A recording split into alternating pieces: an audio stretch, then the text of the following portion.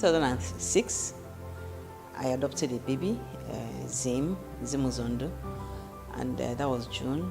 And then 5 months down the line, she was diagnosed with a condition I didn't know what it was, cerebral palsy. But at 5 months, she wasn't just doing anything. So I took her to a doctor who just said she had cerebral palsy. And then when he asked what happened at birth, because his words were, this child was resuscitated. What happened at birth? And then I said, I was not there. My baby, is adopted. And he was quite upset and said, this kind of a child should not have been given out for adoption, so I should return her.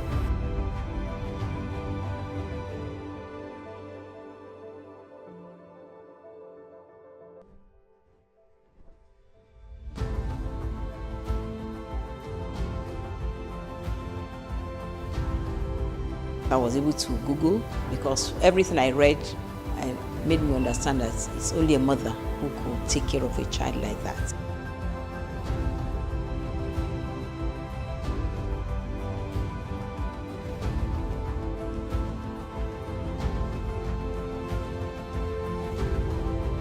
Cerebral palsy needed a lot of attention, and it still does. So I wanted a center where CP would be given the attention it deserves.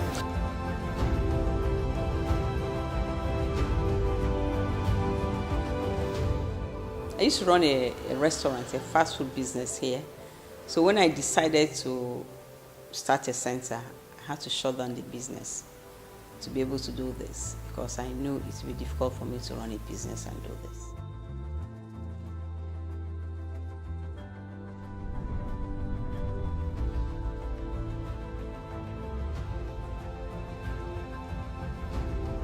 When you have a child with special needs, any special needs, you lose some friends.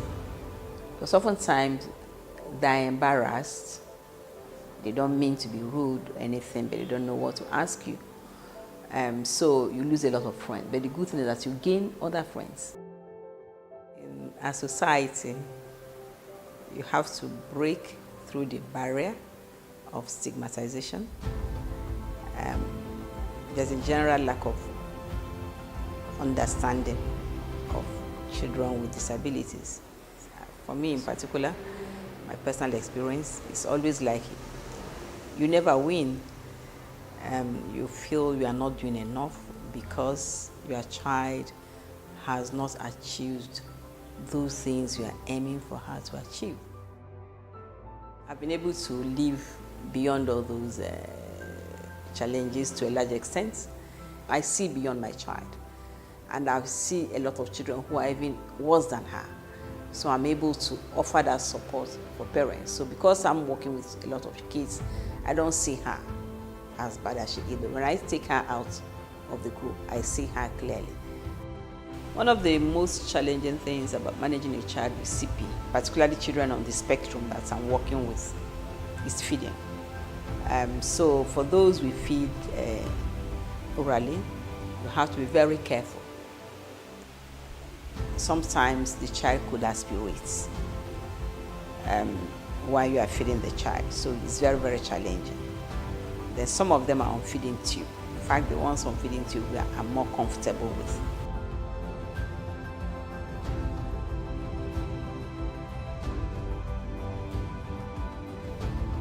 We do a therapy called ABR. So the beautiful thing about it is that while she's asleep, I can do the exercises. When I look at the time, it's like 5 o'clock. I go downstairs to the kitchen, make breakfast. Then I'll go and help them to feed the children, because the children have to eat by 7 in the morning. So by 7 in the morning, breakfast is ready. Then we give them breakfast. Then at 8 o'clock, we bring them downstairs to the therapy room. So we begin to do therapies for them.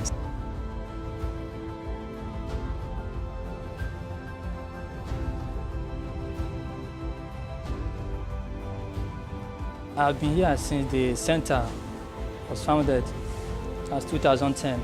Working at the CP Center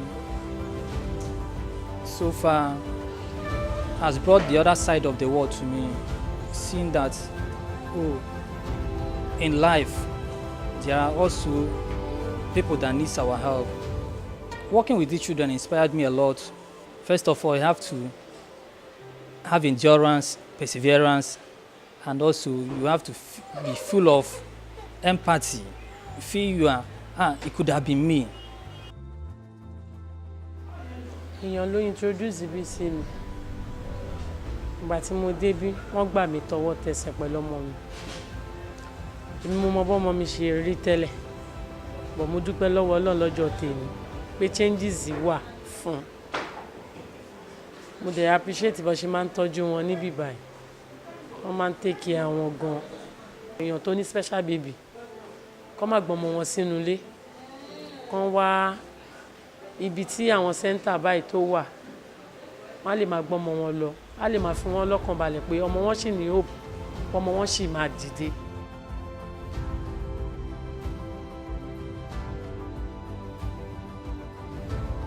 Cerebral palsy is a congenital disorder. That means it's something that starts as an infant.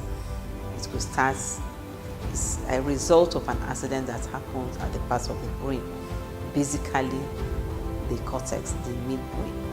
It could be before birth, during birth, or shortly after birth. It is not progressive, but it's a permanent condition.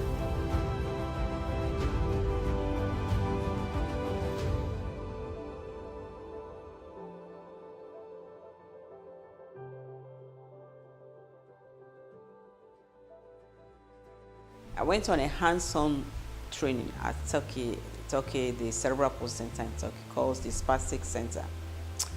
And it's something I would like to replicate. The CP, when you think about it, could be depressing.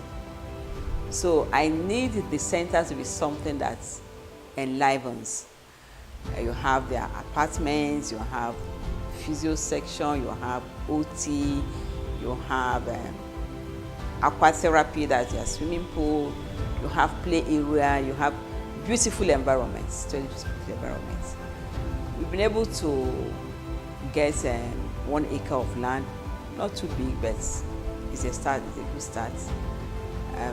Somewhere after Aja, where we can put up a place, so we can take in more children, and then the ones we have already can be in a better place.